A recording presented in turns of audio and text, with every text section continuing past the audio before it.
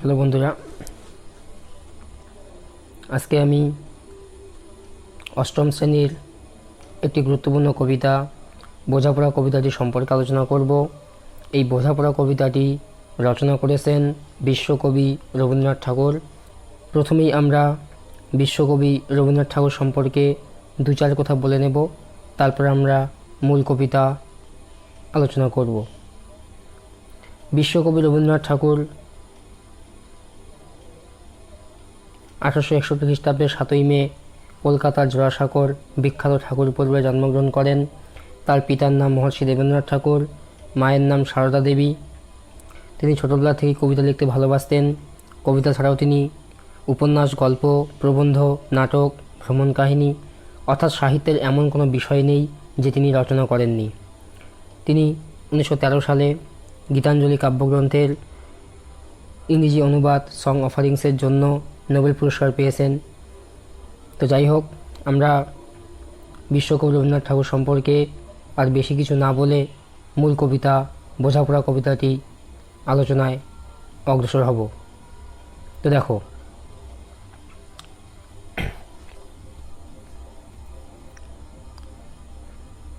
কবিতার নাম বোঝাপড়া, কবি রবীন্দ্রনাথ ঠাকুর। মনেরে আজ কহ যে ভালো মন্দ যাহাই আসুক সত্তরে লও সহজে। কবি বলছেন যে মনকে আজ তুমি বলো ভালো মন্দ যাহাই আসুক সত্তরে লও সহজে, অর্থাৎ এই পৃথিবীতে বাঁচতে হলে আমাদের দুটি চিরন্তন সত্য, ভালো এবং মন্দ, এই দুটিকেই সঙ্গী করে বাঁচতে হবে। পৃথিবীতে যেমন ভালো জিনিস আছে তেমনি পৃথিবীতে মন্দ জিনিসেরও অভাব নেই। একটা মানুষ এই পৃথিবীতে বাঁচতে হলে বা এই পৃথিবীতে বেঁচে থাকতে হলে তার মধ্যে ভালো মন্দ দুটোই আসবে। কিন্তু তবুও কবি বলছেন এই ভালো এবং মন্দের মাঝখানে সত্য নামে একটি বস্তু আছে, সেটাকেই আমাদের সবসময় গ্রহণ করতে হবে। ভালো মন্দ যাহাই আসুক সত্তরে লও সহজে। কেউ বা তোমায় ভালোবাসে, কেউ বা বাঁচতে পারে না যে, কেউ বিকিয়ে আসে, কেউ বা সিকি পয়সা ধারে না যে। খুব সুন্দর কথা কবি বলছেন যে কেউ বা তোমায় ভালোবাসে, কেউ বা বাঁচতে পারে না যে, কেউ বিকিয়ে আসে, কেউ বা সিকি পয়সা ধারে না যে। এই পৃথিবীর প্রত্যেকটা মানুষকে ভালোবাসবে এটা কখনোই হতে পারে না। কিছু কিছু মানুষ আছে তোমাকে ভালোবাসবে, কিছু কিছু মানুষ আছে তোমাকে ভালোবাসবে না। আবার তুমিও কিছু কিছু মানুষকে ভালোবাসবে, কিছু কিছু মানুষকে ভালোবাসবে না। তোমার আচরণ যদি, তোমার কথাবার্তা যদি, তোমার ব্যবহার যদি অন্য কোনো মানুষের ভালো লাগে তাহলে অবশ্যই সে তোমাকে ভালোবাসবে, আর যদি ভালো না লাগে তাহলে তোমাকে ভালোবাসবে না। আবার তুমিও কোনো একটা মানুষের ব্যবহার বা কোনো একটা মানুষের আচার আচরণ সব কিছু যদি ভালো লাগে তবেই তুমি তাকে ভালোবাসবে, নচেত তুমি তাকে ভালোবাসবে না। কেউ বিকিয়ে আসে, কেউ বা সিকি পয়সা ধারে না যে। আবার কেউ সিকি পয়সা ধারে না, অর্থাৎ সিকি পয়সা বলতে বোঝানো হয়েছে 1 টাকার 25 পয়সা, 1 টাকা 4 ভাগের 1 ভাগ অর্থাৎ 25 পয়সা। এখানে 25 পয়সা মানে কম দামের কথা বলা হয়েছে, অর্থাৎ তাকে সামান্য মূল্য দিতে কেউ জানে না, কোনো মানুষকে সামান্য মূল্য দিতে কেউ জানে না। কতকটা যে স্বভাব তাদের, কতকটা বা তোমারও ভাই, কতকটা এ ভবের গতিক, শোভার তলে নহে সবাই। কবি বলছেন যে কতকটা যে স্বভাব তাদের, এই যে কেউ বা তোমায় ভালোবাসবে, কেউ বাসবে না, কেউ তোমাকে সিকি পয়সা ধারবে না, আবার কেউ বিকিয়ে থাকবে, এটা কিন্তু তাদের স্বভাব। শুধু তাদের স্বভাব বললেও ভুল হবে, এটা তোমারও স্বভাব। কবি বলছেন পাঠককে উদ্দেশ্য করে যে এটা তোমারও স্বভাব, অর্থাৎ এটা আমাদেরও স্বভাব। শুধু আমরা অন্যকে দোষ দিলে চলবে না, এই দোষটা আমাদের নিজেদের মধ্যেও রয়েছে। আবার বলছেন কবি যে কতকটা এ ভবের গতিক, আবার কতকটা হচ্ছে এই পৃথিবীর চিরাচরিত নিয়ম, যেটা সেই মানধাত্তার আমল থেকে আমাদের পৃথিবীতে চলে আসছে বংশ পরম্পরায়। তোমায় কতক ফাঁকি দেবে তুমিও কতক দেবে ফাঁকি, তোমার ভোগে কতক পড়বে পরের ভোগে থাকবে বাকি। কবি বলছেন তোমায় কতক ফাঁকি দেবে তুমিও কতক দেবে ফাঁকি, অর্থাৎ এমন কিছু বিষয় আসবে যেখানে তোমাকে মানুষ ফাঁকি দেবে, আবার তুমিও কতক দেবে ফাঁকি, আবার তুমিও সেই মানুষটিকে কিছু কিছু বিষয়ে ফাঁকি দেবে। যেমন ধরো তোমাকে তোমার বন্ধু দেখা করার জন্য তোমাকে বলল যে তুমি 10টার সময় ওই জায়গায় আসো, বাট তোমার বন্ধু বলল ঠিকই, কিন্তু সেই আসলো না, অর্থাৎ তোমাকে ফাঁকি দিল। তুমিও কতক দেবে ফাঁকি, আবার তুমিও কখনো কখনো কিছু কিছু বিষয়ে ফাঁকি দেবে। যেমন ধরো শিক্ষক মহাশয় তোমাকে কিছু বাড়ির কাজ দিলেন লেখাপড়া বিষয়ে, বাট তুমি সেটা করলে না, এবং তুমি তোমার শিক্ষক মহাশয়কে বললে যে আমার এই প্রবলেম ছিল সেই প্রবলেম ছিল, অর্থাৎ কি তুমি তোমার শিক্ষক মহাশয়কে ফাঁকি দিলে। তোমায় কতক ফাঁকি দেবে তুমিও কতক দেবে ফাঁকি, তোমার ভোগে কতক পড়বে পরের ভোগে থাকবে বাকি। আবার কবি বলছেন যে তোমার ভোগে কতক পড়বে পরের ভোগে থাকবে বাকি। এই পৃথিবীতে যত ভোগের সামগ্রী আছে, যত আনন্দের সামগ্রী আছে, সেই সমস্ত সামগ্রীর মধ্যে কিছু কিছু অংশ বা কিছু কিছু ভাগ তোমার ভাগে পড়বে, আবার কিছু কিছু অন্যের ভাগে পড়বে। যেমন তোমার হয়তো একটি ভালো মোবাইল আছে, বাট অন্য কোনো মানুষের হয়তো বা অন্য কোনো ছেলের হয়তো একটা ভালো কম্পিউটার আছে, অর্থাৎ তোমার ভাগে কিন্তু বা তোমার ভোগে কিন্তু সেই কম্পিউটারটি নেই, কিন্তু অন্যের ভাগে সেই কম্পিউটারটি আছে। আবার তোমার ভাগ্যে যে মোবাইলটি আছে হয়তো এমনও দেখা যায় যে তোমার মতো একটি বয়সী ছেলের সেই মোবাইলটিও নেই, অর্থাৎ সেই সামান্য মোবাইলটিও কিন্তু তার কেনার মতো ক্ষমতা নেই। অর্থাৎ কি যে এই পৃথিবী যত ভোগের সামগ্রী সবই যে তোমার মধ্যে থাকবে এটা কখনোই হতে পারে না। এই সমস্ত ভোগের সামগ্রী পৃথিবীর বিভিন্ন মানুষের কাছে বিভিন্ন রকমভাবে ধরা দেবে। কবি এটাই বলছেন যে তোমার ভোগে কতক পড়বে পরের ভোগে থাকবে বাকি, মানধাতারি আমল থেকে চলে আসছে এমনি রকম। এই যে নিয়মটা, এই নিয়মটা কিন্তু সেই মানধাত্তার আমল থেকে চলে আসছে। এখানে মানধাত্তার আমল বলতে বোঝানো হয়েছে সেই রাবণ রাজার সময়কে, অর্থাৎ প্রাচীনকালকে বোঝানো হয়েছে। তোমারই কি এমন ভাগ্য বাঁচিয়ে যাবে সকল জখম, যে তোমার কি এমন ভাগ্য যে তুমি এ সমস্ত থেকে বেঁচে যাবে। মনেরে আজ কহ যে ভালো মন্দ যাহাই আসুক সত্য রেলাও সহজে।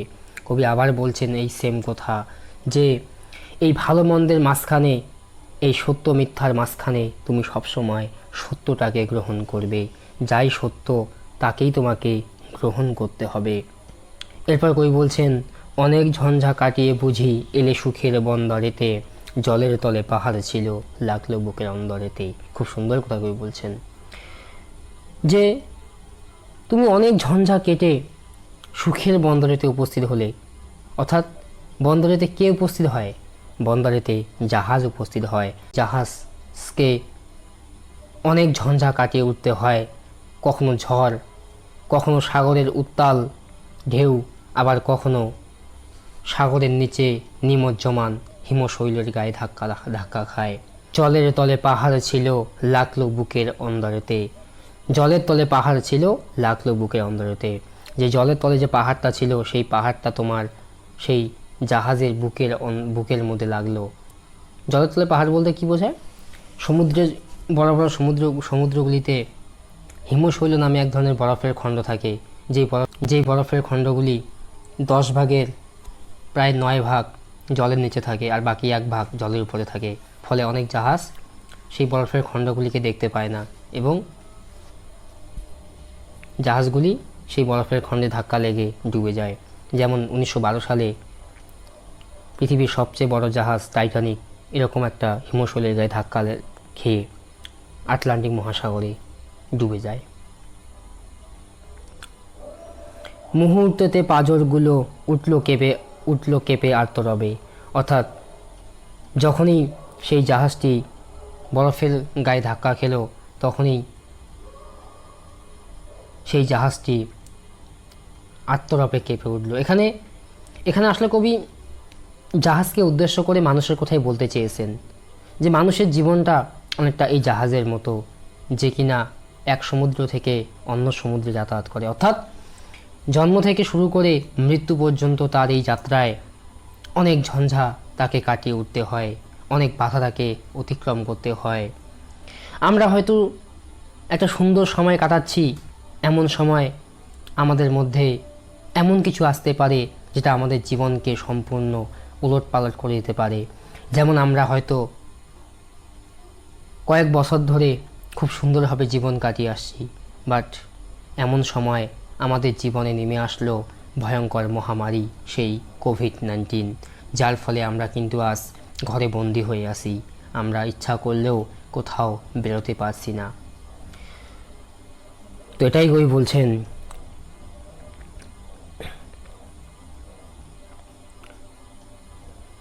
যে জলের তলে পাহাড় ছিল লাগলো বুকের অন্দরেতে। আমরা হয়তো এই কোভিড-19 কথা কখনো স্বপ্নেও ভাবতে পারিনি, অর্থাৎ সেটা হয়তো আমাদের জলের তলে ছিল। অর্থাৎ এখানে আমরা বলতেই পারি যে লুকায়িত অবস্থায় ছিল, গোপনে অবস্থান করছিল, কিন্তু আমরা সেটা বুঝতে পারিনি। আজ আমরা উপলব্ধি করতে পারলাম, আজ আমরা সেটা বুঝতে পারলাম। মুহূর্তেতে পাঁজরগুলো উঠল কেঁপে আর্তরবে, যে আমাদের যেন সম্পূর্ণ শরীরটা, আমাদের সম্পূর্ণ বুকের পাঁজরগুলি যেন সেই কোভিড-19 ফলে আর্তরবে কেঁপে উঠল। আমরা কি করব কিছুই বুঝতে পারছি না আজ। তাই নিয়ে কি সবার সঙ্গে ঝগড়া করে মরতে হবে? তাই নিয়ে কি আমরা সবার সঙ্গে ঝগড়া করব যে এই কোভিড-19 কেন আসলো আমাদের জন্য? হয়তো এই লোকটির দোষে আসলো, হয়তো ওই লোকটির দোষে আসলো। না, আমাদের ঝগড়া করে, আমাদের ঝগড়া বা আমাদের কলহ করা কখনোই উচিত নয়। যে তাই নিয়ে কি সবার সঙ্গে ঝগড়া করে মরতে হবে? না, এটা কখনোই আমাদের করা উচিত হবে না। ভেসে থাকতে পারো যদি সেইটে সবার চেয়ে শ্রেয়, না পারো তো বিনা বাক্যে টুপ করিয়া ডুবে যেও। এখানে জাহাজকে বলছে যে ভেসে থাকতে পারো যদি সেইটে সবার চেয়ে শ্রেয়। জাহাজকে বলছে বলতে জাহাজকে বলা হয়নি, আবার মানুষের কথাই বলছেন কবি, যে ভেসে থাকতে পারো যদি সেইটে সবার চেয়ে শ্রেয়, না পারো তো বিনা বাক্যে টুপ করিয়া ডুবে যেও। একটা জাহাজের কাজ হচ্ছে এক বন্দর থেকে আরেক বন্দরে ভেসে যাওয়া। সেই ভেসে যাওয়ার পথে আসবে অনেক ঝড় ঝঞ্ঝা, সাগরের উত্তাল ঢেউ, অনেক বরফের খণ্ড লুকায়িত অবস্থায় থাকবে, কিন্তু সেই জাহাজটিকে সেগুলি অতিক্রম করে যেতে হবে তার সুখের বন্দরেই। আর যদি সেই জাহাজ মনে করে যে আমি এত কিছু পারবো না, এত ঝামেলা আমি সহ্য করতে পারবো না, তাহলে কবি বলছেন জাহাজকে যে তুমি তাহলে ডুবে যেও সেই সাগরের বুকে, তাহলেই তোমাকে আর এভাবে যাতায়াত করতে হবে না। তো একটা জাহাজ যেমন এরকম ঝড়ঝঞ্ঝাকে অতিক্রম করে এক বন্দর থেকে আরেক বন্দর যেতে হয়, ঠিক মানুষের জীবনটাও জন্ম থেকে মৃত্যু পর্যন্ত আমাদের প্রতিনিয়ত আমাদের জীবনটাকে চালিত করতে হয়। তো আমাদের জীবনে চলার পথে এরকমই অনেক ঝড়ঝঞ্ঝা আসবে।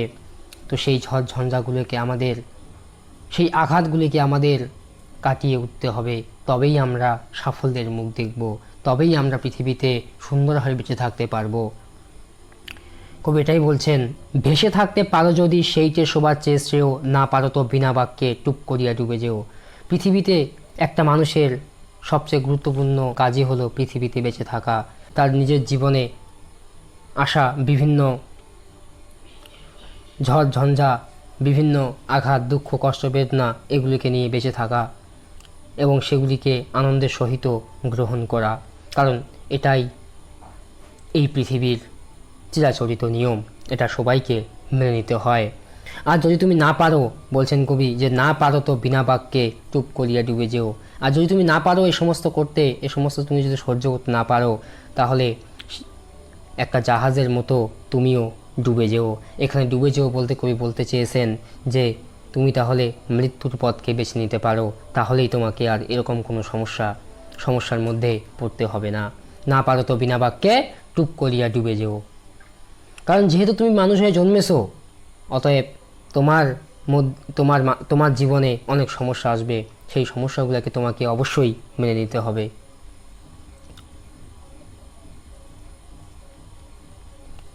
এবার বলছেন কবি, দেখো, এটা কিছু অপূর্ব নয়, ঘটনা সামান্য খুবই, শঙ্কা যেথায় করে না কেউ, সেইখানে হয় জাহাজ ডুবি। কবি বলছেন যে এটা কিছু অপূর্ব নয়, ঘটনা সামান্য খুবই, শঙ্কা যেথায় করে না কেউ, সেইখানে হয় জাহাজ ডুবি। খুব সুন্দর কথা বলছেন কবি, যে মানুষ যেখানে আশঙ্কা করে না, মানুষ যেই বিষয়টি কখনো মনের অজান্তেও আনতে পারে না, কখনো মনেই করতে পারে না, বা কখনো ভাবতেই পারে না, সেই ঘটনাটি হয়তো মানুষের জীবনে চলে আসে। যেমন আমরা কোভিড-19 মতো এরকম একটা ভয়ঙ্কর মহামারীর কবলে পড়ব হয়তো কখনোই ভাবতে পারিনি, বাট সেই কোভিড-19 কিন্তু আমাদের মনের অজান্তে আমাদের জীবনে চলে আসলো, আমাদের জীবন প্রবাহকে তছনছ করে দিয়ে দিল। তো কবি বলছেন যে শঙ্কা যেথায় করে না কেউ, সেইখানে হয় জাহাজ ডুবি। ঠিক তেমনি টাইটানিক জাহাজ যখন প্রথম যাত্রা করে, তখন সেই জাহাজও কিন্তু বুঝতে পারেনি যে তার সঙ্গে এরকম কিছু একটা হতে পারে, হিমশৈলের সঙ্গে ধাক্কা খেতে পারে, এবং তার প্রথম যাত্রাতেই সে ডুবে যাবে।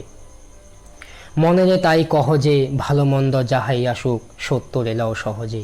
কবি আবার বলছেন যে এ সমস্ত ভালো মন্দ নিয়েই এই পৃথিবীতে আমাদের বেঁচে থাকতে হবে, তাই সেই ভালো মন্দের মাঝখানে সত্য যে বিষয়টা আছে, যেটা সত্য, আমাদের সেটাকেই সহজে মেনে নিতে হবে। তোমার মাপে হয়নি সবাই, তুমিও হওনি সবার মাপে, তুমি মরো কারো ঠেলায়, কেউ বা মরে তোমার চাপে। এই পৃথিবীর প্রত্যেকটা মানুষ যখন জন্মগ্রহণ করে, তখন সে কিছু না কিছু গুণ নিয়ে অবশ্যই জন্মগ্রহণ করে, বিনা গুণে সে কখনোই জন্মগ্রহণ করতে পারে না। প্রত্যেকটা মানুষের মধ্যে কিছু না কিছু গুণ অবশ্যই আছে। তোমার মাপে হয়নি সবাই, তুমিও হওনি সবার মাপে। তোমার মাপে তুমি যা পারো, তুমি যেই কাজটা পছন্দ করো, তুমি যা ভাবো, সেই একই ভাবনা, সেই একই কাজ যে অন্যরা পারবে, এটা কখনোই হতে পারে না। আবার অন্যরা যা কাজ পারবে, তুমিও সেই কাজগুলি পারবে, এটাও কিন্তু কখনো হতে পারে না। তুমি হয়তো পড়াশোনায় ভালো, হয়তো তোমার বন্ধু পড়াশোনায় ভালো নয়, সে হয়তো মেশিনপত্র নিয়ে কাজ করতে ভালোবাসে, সে হয়তো একটা যন্ত্র সহজেই ঠিক করে দিতে পারে, বাট তুমি কিন্তু সেটা পারো না। তার মানে কি, যে তোমার মাপে হয়নি সবাই, তুমিও হওনি সবার মাপে। অর্থাৎ পৃথিবীর প্রত্যেকটা মানুষের মধ্যে একটি নিজস্ব গুণ রয়েছে, একটি ইউনিক গুণ রয়েছে, যেটা তোমার মধ্যে আছে সেটা হয়তো অন্য কোনো মানুষের মধ্যে নেই, আবার যেটা অন্য কোনো মানুষের মধ্যে আছে সেটা হয়তো তোমার মধ্যে নেই। এটাই কবি বলছেন, তুমি মরো কারো ঠেলায়, কেউ বা মরে তোমার চাপে। যে তুমি হয়তো কখনো কারো ঠেলায় মরো, হয়তো তুমি কারো কাছ থেকে কোনো একটা ধার নিয়েছো, কোনো একটা জিনিস ধার নিয়েছো, সে তোমাকে সেই জিনিসটা দেওয়ার মানে ফিরিয়ে দেওয়ার জন্য অনেক ঠেলাঠেলি করে, অনেক চাপ দেয় তোমাকে যে তুমি দাও। হয়তো তুমি কারো কাছে কোনো পয়সা ধার নিয়েছো, সেই পয়সাটার জন্য তোমাকে হয়তো চাপ দেয় যে তুমি আমাকে এই দিনের মধ্যে সেই টাকাটা দিয়ে দাও, একটা নির্দিষ্ট হয়তো ডেট দিয়ে সে বলে। আবার কি, কেউ বা মরে তোমার চাপে। আবার তুমিও যখন এরকম পরিস্থিতির মধ্যে পড়ে যাও, মানুষকে কোনো কিছু ধার দাও, বা কোনো টাকা ধার দাও, বা কোনো একটা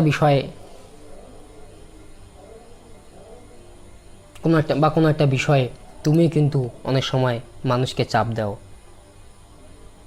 যে আমাকে ওটা লাগবে তো লাগবেই, এরকম, ঠিক আছে। কেউ বা মরে তোমার চাপে, যে তুমি মরো কারোর ঠেলায়, কেউ বা মরে তোমার চাপে। তবু ভেবে দেখতে গেলে এমনি কিসের টানাটানি, তেমন করে হাত বাড়ালে সুখ পাওয়া যায় অনেকখানি। কেউ বলছেন যে এসব ঠেলাঠেলি, এসব টানাটানি না করে আমরা যদি সঠিকভাবে প্রত্যেকটা মানুষের সাহায্যে আসতে পারি তাহলে কিন্তু আমরা অনেক বেশি সুখী হতে পারবো। এবার বলছেন কবি, দেখো, আকাশে তবু সুনীল থাকে, মধুর থেকে ভোরের আলো, মরণ এলে হঠাৎ দেখি, মরার চেয়ে বাঁচাই ভালো। কবি বলছেন যে আমরা যতই ঠেলাঠেলি করি, আমরা যতই চাপাচাপি করি, আকাশ কিন্তু তবুও সুনীল থাকে, তবুও কিন্তু ভোরের আলো সেই আগের মতোই মধুর মধুর লাগে, এবং তখন আমাদের মনে হয় যে মরার চেয়ে বাঁচাই ভালো। মরণ এলে হঠাৎ দেখি, মরার চেয়ে বাঁচাই ভালো। আমরা যখন পৃথিবীর বিভিন্ন সমস্যার মধ্যে পড়ে, বিভিন্ন ঝড়ঝঞ্ঝার মধ্যে পড়ে, বিভিন্ন আঘাত দুঃখ কষ্ট পেয়ে আমরা যখন ভাবি যে এই পৃথিবীতে আমার হয়তো আর দরকার নেই, আমি যদি নিজেই পৃথিবী ত্যাগ করি তাহলে হয়তো আমি সুখী হতে পারবো, কিন্তু পরক্ষণেই আমরা বুঝতে পারি যে আকাশ তবু সুনীল থাকে, মধুর থেকে ভোরের আলো। আমি যদি মরেও যাই তবুও কিন্তু এই আকাশ, তো এই বাতাস কখনো আমার দুঃখে দুঃখান্বিত হবে না। আকাশ তবুও কিন্তু সুনীল থাকবে, আর সেই ভোরের আলো কিন্তু তবুও মধুর থাকবে। সেই ভোরের আলো কিন্তু আগের মতোই ঝলমল করে উঠবে। মরণ এলে হঠাৎ দেখি, মরার চেয়ে বাঁচাই ভালো। আর তখনই কিন্তু আমরা বুঝতে পারবো যে মরার চেয়ে বাঁচাই ভালো। যাহার লাগে চক্ষু বুজে বহিয়ে দিলাম অশ্রু সাগর, তাহারে বাদ দিয়েও দেখি বিশ্বভুবন মস্ত ডাগর। যে তুমি যে জিনিসটার জন্য যে মানুষটার জন্য তুমি চক্ষু বুজে দিন রাত তুমি কেঁদে কেঁদে সাগর ভাসিয়ে দিচ্ছ, তাকে বাদ দিয়েও কিন্তু এই বিশ্বভুবনে অনেক কিছু বিষয় আছে, অনেক কিছু জিনিস আছে যাকে নিয়ে তুমি বাঁচতে পারো। তোমার হয়তো এরকম হতে পারে যে আমার একটি ভালো স্মার্টফোন নেই, বা আমার একটি ভালো গাড়ি নেই, বা আমার একটি ভালো কম্পিউটার নেই,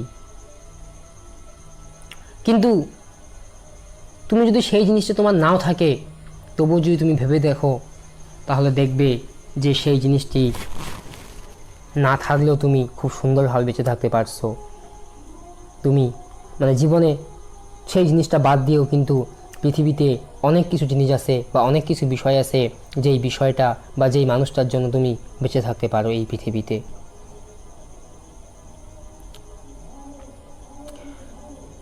কোনো একটা মানুষ, তোমার হয়তো কোনো প্রিয়জন এই পৃথিবী ছেড়ে চলে গেছে, এরকমও হতে পারে, বাট হয়তো অন্য কোনো তোমার প্রিয়জন আছে যার জন্য তুমি কিন্তু এই পৃথিবীতে বেঁচে থাকতে পারো। কবি এটাই বলছেন যে যাহার লাগে চক্ষু বুজে বহিয়ে দিলাম অশ্রু সাগর, তাহারে বাদ দিয়েও দেখি বিশ্বভুবন মস্ত ডাগর।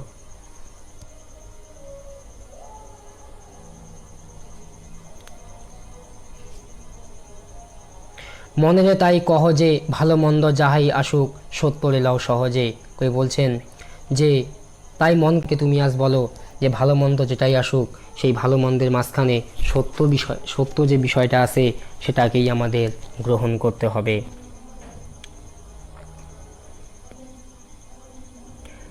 নিজের ছায়া মস্ত করে অস্তাচলে বসে বসে, আধার করে তোলো যদি জীবনখানা নিজের দোষে।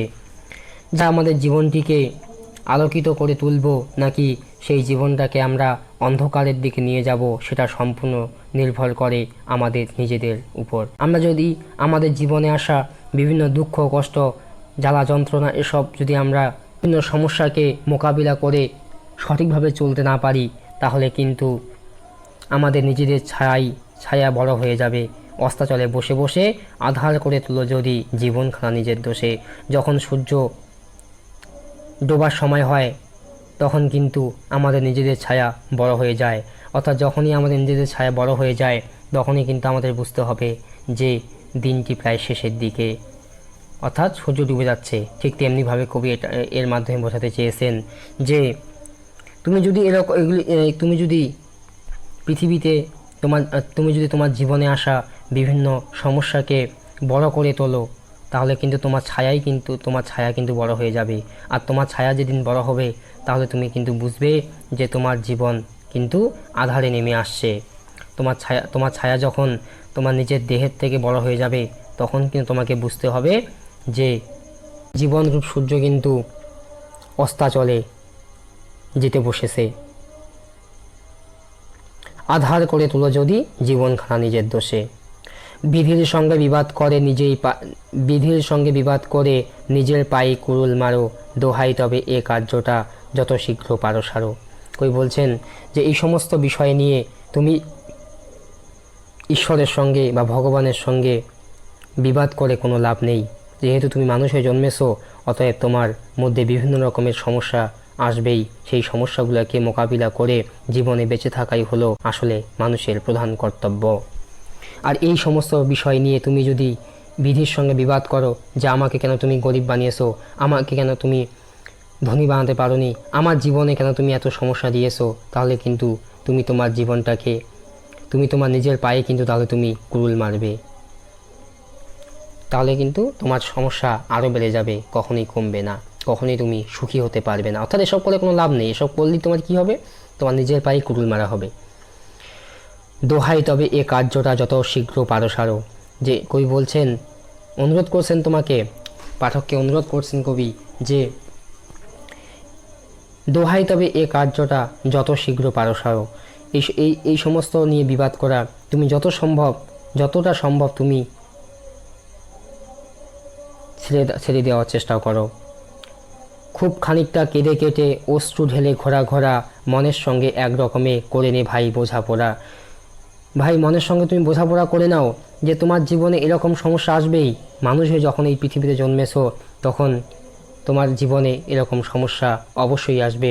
তুমি সেই সমস্যাগুলোকে মোকাবিলা করার জন্য প্রস্তুত হও এবং মনের সঙ্গে তুমি বোঝাপড়া করে নাও যে যতই সমস্যা আসুক, যতই আমার জীবনে আধার নেমে আসুক, তবুও কিন্তু আমি সেই আধারে নিমজ্জিত হব না। আমি চেষ্টা করব সেই আধার থেকে আলোর দিকে ফিরিয়ে আসার জন্য এবং আমি যতটা সম্ভব চেষ্টা করব নিজের জীবনটাকে আলোকিত করে তোলার জন্য। তাহার পরে আধার ঘরে প্রদীপখানি জ্বালিয়ে তোলো। যখনই তুমি মনের সঙ্গে বোঝাপড়া করতে পারবে তখনই কিন্তু তোমার আধার ঘরে, তোমার জীবনরূপ আধার ঘরে, সেই ঘরে কিন্তু তুমি প্রদীপ জ্বালিয়ে তুলতে পারবে। প্রদীপ জ্বালিয়ে তুলে তোমার জীবনকে কিন্তু তুমি আলোকিত করতে পারবে। ভুলে যা ভাই কাহার সঙ্গে কতটুকুন তোফাত হলো, মনেরে তাই কহ যে ভালো মন্দ যাহাই আসুক সত্য এলেও সহজে। আর তুমি ভুলে যাও যে তোমার সঙ্গে অন্য কোনো মানুষের কী তোফাত থাকলো, তুমি কোন কাজটা পারো, অন্যরা কোন কাজটি পারে, তুমি কোন কাজটি পারো না, অন্যরা কোন কাজটি পারে না। এ সমস্ত বিষয় নিয়ে তোমাকে ভাবতে হবে না। তুমি যেই কাজটা পারো তুমি সেই কাজটা কি ভালো করে যাও, আর অন্যরা যে কাজটা পারে তাকে সেই কাজটা করে যাওয়ার জন্য সাহায্য করো। তাহলে কিন্তু তুমি সুখী হতে পারবে এবং তোমার সঙ্গে সঙ্গে অন্য মানুষরাও কিন্তু এই পৃথিবীতে সুখের আলো দেখতে পাবে, সুখের সন্ধান পাবে এবং তারা সুখে শান্তিতে বেঁচে থাকতে পারবে। ভুলে যা ভাই কাহার সঙ্গে কতটুকুন তোফাত হলো, মনে যে তাই কহ যে ভালো মন্দ যাহাই আসুক সত্য এলেও সহজে। কবি বলছেন যে আমাদের সবসময় যেটা মনে রাখতে হবে, আমাদের সবসময় যেটা গ্রহণ করতে হবে যে এই ভালো এবং মন্দ, এই দুঃখ কষ্টর মধ্যে যেটা আমাদের সত্য, আমাদের সেটাকেই সবসময় গ্রহণ করতে হবে। বোঝাপড়া কবিতাটি আমরা সম্পূর্ণ আলোচনা করে ফেললাম। তোমরা যদি চাও পরবর্তী সময়ে এরকম আরও বিভিন্ন ধরনের কবিতার আলোচনা পেতে, তাহলে তোমরা আমার চ্যানেলটি সাবস্ক্রাইব করে আমার পাশে থেকো এবং তোমার বন্ধুদের সঙ্গে এই ভিডিওটিকে শেয়ার করে নাও, তাহলে তারাও এই বোঝাপড়া কবিতাটি সম্পর্কে বিস্তারিতভাবে বুঝতে পারে। সো ভিডিওটি সম্পূর্ণ দেখার জন্য অসংখ্য ধন্যবাদ।